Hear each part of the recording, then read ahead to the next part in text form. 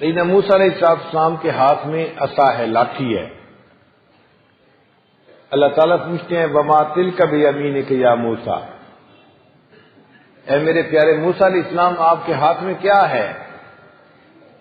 جواب دیا ہی عصائی، اے اللہ یہ لاٹھی ہے۔ پھر لاٹھی کے فائدے بھی گنوا دیے، اتوکأ علیہا، میں اس پہ ٹیک لگاتا ہوں، واہش بہا علی غنمی، اور میں اپنی بکریوں کو بھی ہانکتا ہوں، ولی فیہا معارب اخری، اس میں میرے لیے اور بھی بڑے فائدے ہیں۔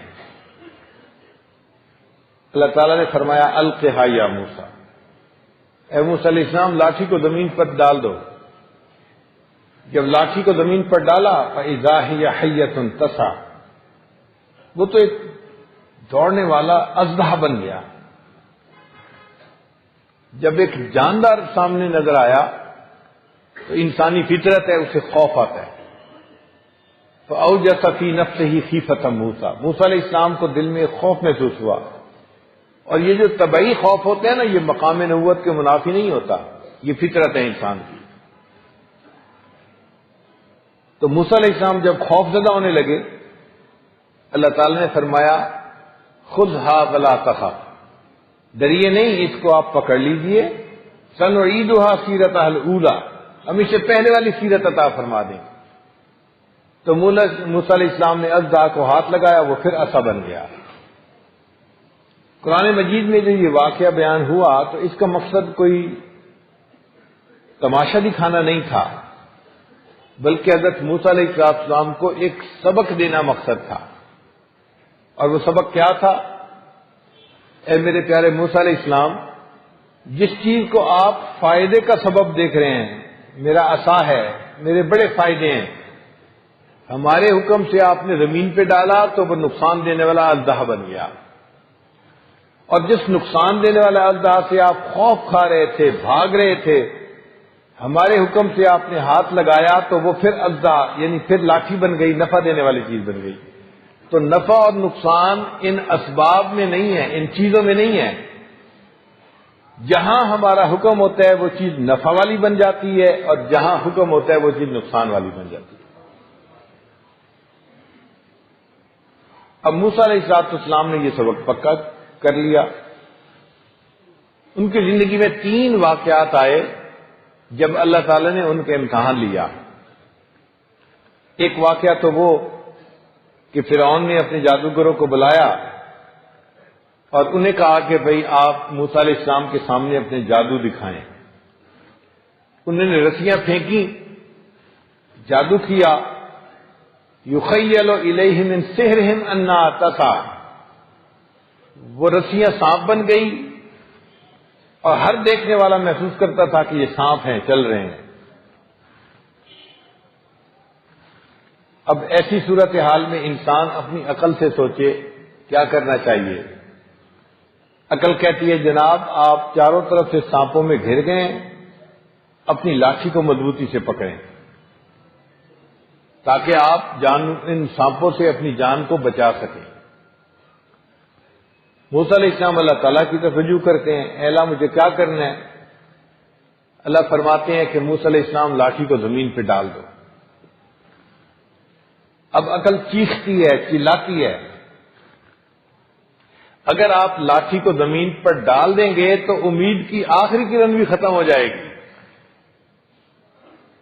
آپ نہیں بچ سکیں گے۔ مگر حضرت موسیٰ علیہ السلام تو پیغمبر علیہ السلام تھے نا، انہوں نے وہ کیا جو حکم خدا تھا۔ جیسے ہی اس کو زمین پہ ڈالا وہ اژدہا بن گیا اور اس نے سب سانپوں کو کھا لیا۔ اللہ نے موسیٰ علیہ السلام کو کامیاب فرما دیا۔ پھر دوسرا موقع قرآن مجید اس سے ثابت ہے۔ حضرت موسیٰ علیہ السلام اپنی قوم کو لے کے دریا نیل کے کنارے آ گئے، کشتیاں نہیں تھیں، دریا پار کرنا تھا۔ اتنے میں پیچھے سے فرعون اپنے لشکر کو لے کے آ گیا۔ اب موسیٰ علیہ السلام اور ان کی قوم سینڈوچ بن گئے، آگے دیکھو تو پانی کا دریا ہے اور پیچھے دیکھو تو انسانوں کا دریا ہے۔ قال اصحاب موسیٰ انا لمدرکون، موسیٰ علیہ السلام کے صحابہ کہنے لگے کہ جی اب ہم دھر لیے گئے، نہ جائے ماندن نہ پائے رفتن، نہ آگے جا سکتے ہیں نہ پیچھے جا سکتے ہیں۔ اب ایسے وقت میں عقل سے پوچھیں کیا کرنا چاہیے؟ عقل کہتی ہے جناب آپ کے ہاتھ میں صرف لاٹھی ہے، لاٹھی کو مضبوطی سے پکڑیں اور جب فرعون اور اس کا لشکر آئے تو ان کے ساتھ مقابلہ کریں۔ زندگی بچنے کی یہ آخری امید ہے۔ موسیٰ علیہ السلام نے اللہ تعالیٰ کی طرف رجوع کیا، رب کریم کی طرف سے ارشاد ہوا ان اضرب بعصاک البحر، میرے پیارے موسیٰ علیہ السلام اس لاٹھی کو پانی پہ ماریے۔ عقل پھر چیختی ہے، چلاتی ہے، پانی پہ لاٹھی مارنے سے کیا بننا ہے؟ تم لاٹھی کو مارنا ہے تو فرعون کے سر پہ مارو تاکہ وہ دشمن مرے اور تمہاری جان چھوٹے۔ مگر موسیٰ علیہ السلام نے وہ کیا جو حکم خدا تھا۔ اللہ کی شان دیکھیں کہ لاٹھی کو پانی کے اوپر مارا، اللہ نے 12 راستے بنا دیے جس میں سے موسیٰ علیہ السلام اپنی قوم کو لے کے دریا پار کرے۔